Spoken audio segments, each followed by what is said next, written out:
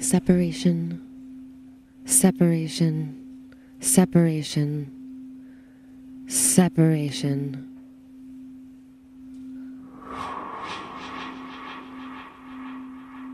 Separation perfected.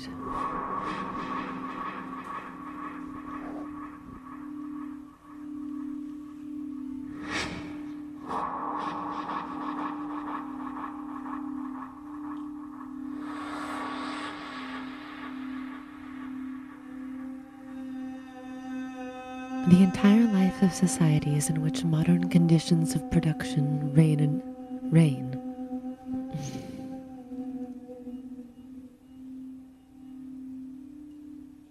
The entire life of societies in which modern conditions of production reign announces itself as an immense accumulation of spectacles. Everything that was directly lived has moved away into a representation. The images which detach themselves from every aspect of life fuse in a common stream where the unity of life can no longer be re-established. Reality considered partially deploys itself in its own general unity as a pseudo-world apart, an object of contemplation only. The specialization of images of the world is rediscovered, perfected in the world of the autonomized image, where the liar has lied to himself. The spectacle in general, as the concrete inversion of life, is the autonomous movement of the non-living. The spectacle presents itself simultaneously as society itself, as a part of society, and as instrument of unification. As a part of society, it specifically is the sector which concentrates all looking and all consciousness. Because of the very fact that this sector is separate, it is the location of the abused look and of false consciousness, and the unification which it accomplishes is nothing other than an official language of generalized separation. The spectacle is not a collection of images, but a social relation among people mediated by images. The spectacle cannot be understood as the abuse of a world of vision, as the product of the techniques of mass dissemination of images. It is rather a Weltanschauung which has become actual, materially translated. It is a vision of the world which has become objectified. The spectacle, understood in its totality, is simultaneously the result and the project of the existing mode of production. It is not a supplement to the real world, its added decoration. It is the heart of the unrealism of the real society. In all its specific forms, as information or propaganda, advertisement or direct consumption of entertainments, the spectacle is the present model of socially dominant life. It is the omnipresent affirmation of the choice already made in production and its corollary consumption. It is the omnipresent affirmation of the choice already made in production and its corollary consumption. The form and the content of the spectacle are identically the total justification of the conditions and the ends of the existing system. The spectacle is also the permanent presence of this justification, to the extent that it occupies the principal part of the time lived outside of modern production. separation itself is part of the unity of the world, of the global social praxis which is split into reality and image, the social practice in front of which the autonomous spectacle parades is also the real totality which contains the spectacle. But the gash within this totality mutilates it to the point of making the spectacle appear to be its goal. The language of the spectacle consists of signs of the ruling production, which at the same time are the ultimate goal of this production.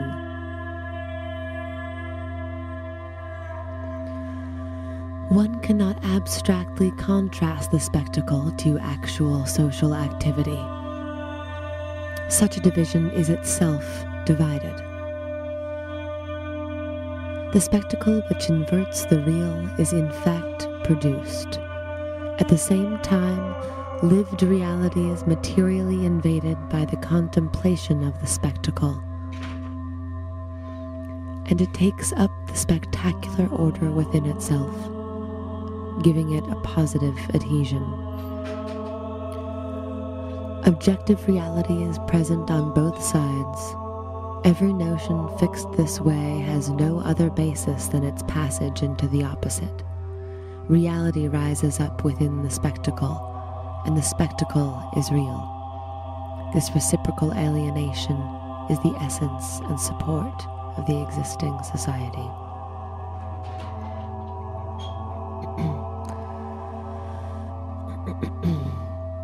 Within a world really on its head, the true is a moment of the false.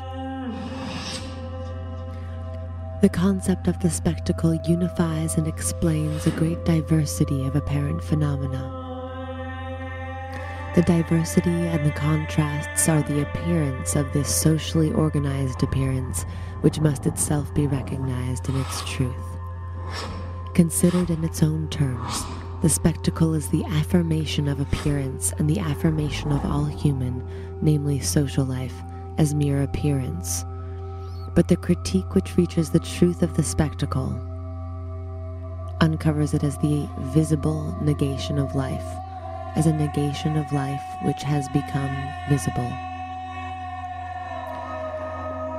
To describe the spectacle, its formations, its functions, and the forces which tend to dissolve it, one must artificially distinguish some inseparable elements. When analyzing the spectacle, one speaks, to some extent, the language of the spectacular itself, in the sense that one moves across the methodological terrain of the society which expresses itself in the spectacle. But the spectacle is nothing other than the sense of the total practice of a social economic formation, its use of time. It is the historical moment which contains us. The spectacle is nothing other than the sense of the total practice of a social economic formation.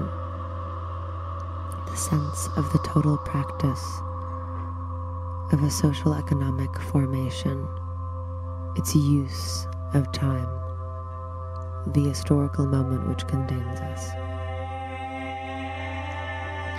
The spectacle presents itself as an enormous, unutterable, and inaccessible actuality. It says nothing more than that which appears as good, that which is good appears. The attitude which it demands in principle is this passive acceptance, which in fact it has already obtained by its manner of appearing without reply, by its monopoly of appearance.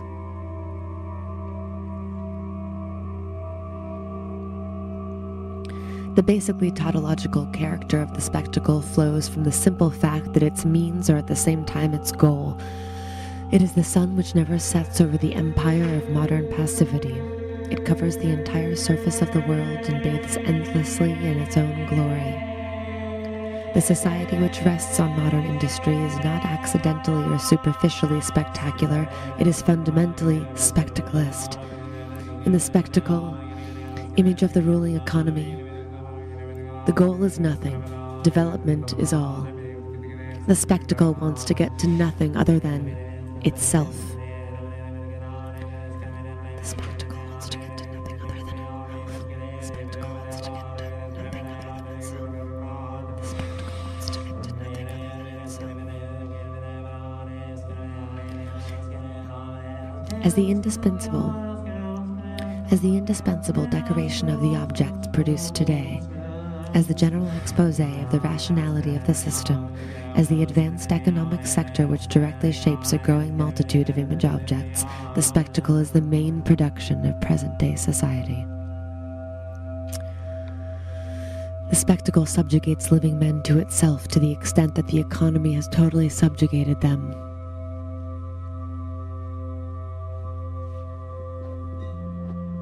It is no more than the economy developing for itself. It is the true reflection of the production of things, and the false objectification of the producers. The spectacle subjugates living men to itself to the extent that the economy has totally subjugated them. It is no more than the economy developing for itself. It is the true reflection of the production of things, and the false objectification of the producers. 16. The first phase of the domination of the economy over social life had brought into the definition of all human realization an obvious degradation of being into having. The present phase of total occupation of social life by the accumulated results of the economy leads to a generalized sliding of having into appearing, from which all actual having must draw its immediate prestige and its ultimate function. At the same time, all individual reality has become social, directly dependent on social force, shaped by it. At the same time, all individuality has become social. At the same time, all individual reality has become social, directly dependent on social force, shaped by it. It is allowed to appear only because it is not.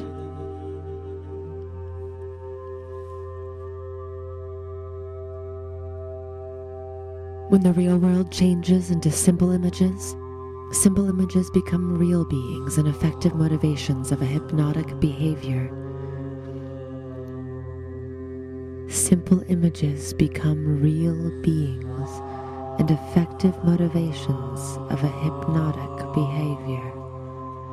The spectacle has a tendency to make one see the world by means of various specialized mediations. It can no longer be grasped directly. Naturally finds vision to be the privileged human sense which the sense of touch was for other epochs. The most abstract, the most mystifiable sense corresponds to the generalized abstraction of present-day society.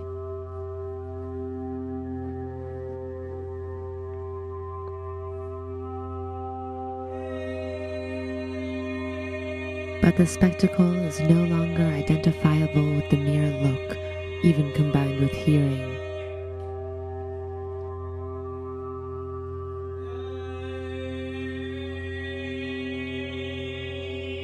It is that which escapes the activity of men, that which escapes reconsideration and correction by their work. It is the opposite of dialogue. Wherever there is independent representation, the spectacle reconstitutes itself. It is the opposite of dialogue.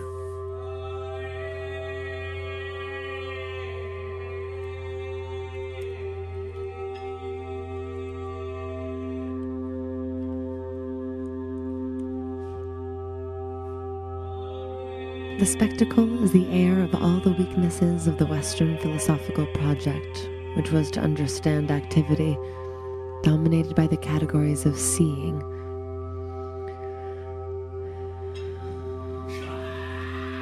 Indeed, it is based on the incessant deployment of the precise technical rationality which grew out of this thought. It does not realize philosophy. It philosophizes reality. It is the concrete life of all which is degraded into a speculative universe.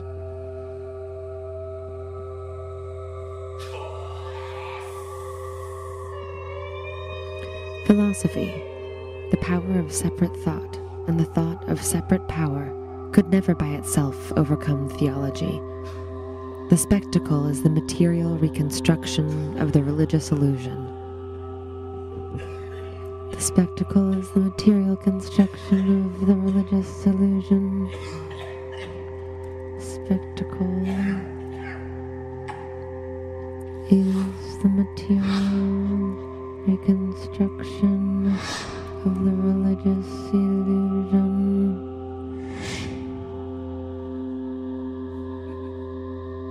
Spectacular technology has not dissipated the religious clouds where men had placed their own powers detached from themselves.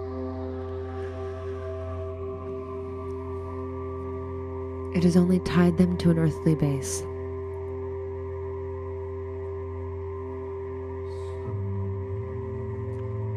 Thus it is the most earthly life which becomes opaque and unbreathable. It no longer throws into the sky but houses within it self its absolute denial, its fallacious paradise. The spectacle is the technical realization of the exile of human powers into a beyond, separation perfected within the interior of man.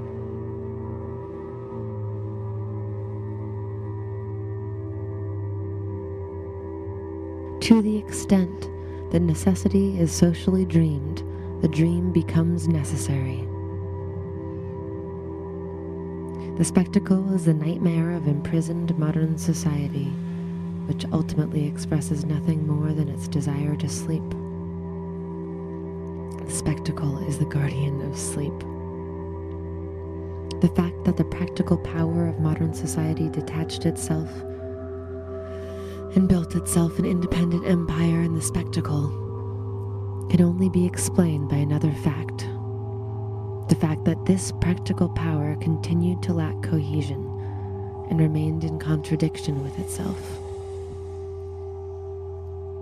The oldest social specialization, the specialization of power, is at the root of spectacle. The spectacle is thus a specialized activity which speaks for the ensemble of the others. It is the diplomatic representation of hierarchic society in front of itself, where all other expression is banished. Here the most modern is also the most archaic.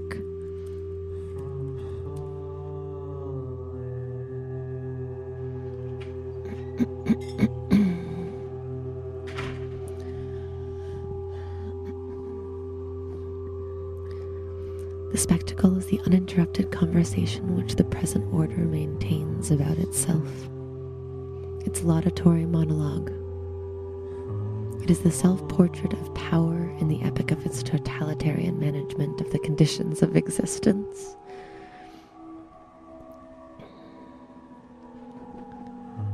The spectacle, the uninterrupted conversation which the present order maintains about itself, its laudatory monologue. It is the self-portrait of power in the epic of its totalitarian management of the conditions of existence.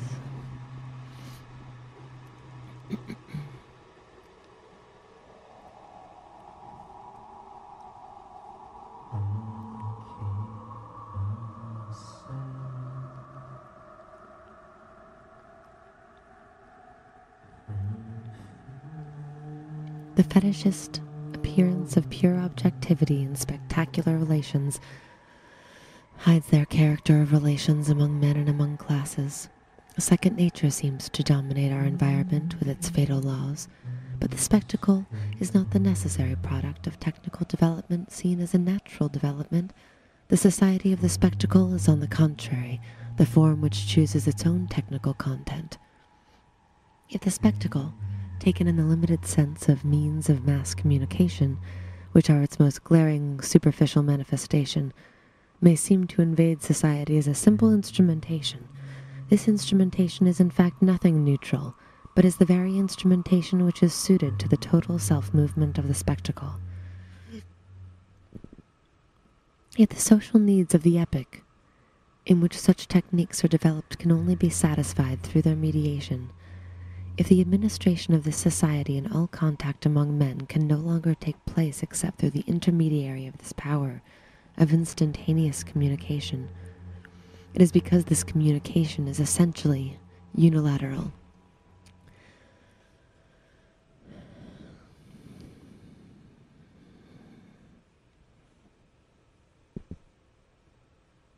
As a result, the concentration of communication accumulates within the hands of the administration of the existing system, the means which allow it to carry on particular administration.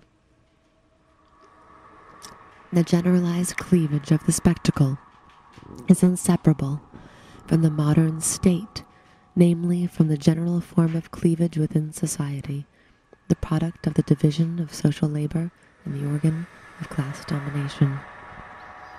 Separation is the alpha and the omega of the spectacle, the institutionalization of the social division of labor, the formation of classes, had constructed a first sacred contemplation, the mythical order with which every power covers itself from the beginning. The sacred has justified the cosmic and ontological order which corresponded to the interests of the masters. It has explained and embellished that which society could not do. Thus all separate power has been spectacular, but the adherence of all to an immobile image only signified the common acceptance of an imaginary prolongation for the poverty of real social activity, still largely felt as a unitary condition. The modern spectacle, on the contrary, expresses what society can do, but in this expression, the permitted is absolutely opposed to the possible. The spectacle is the preservation of unconsciousness within the practical change of the conditions of existence. It is its own product, and it has made its own rules.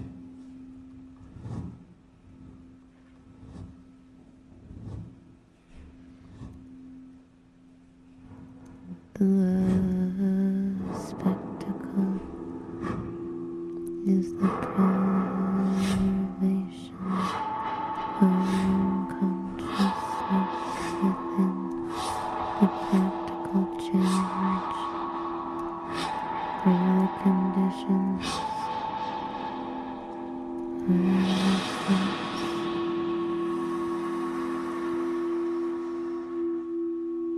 It is its own product, and it has made its own rules. It is pseudo-sacred.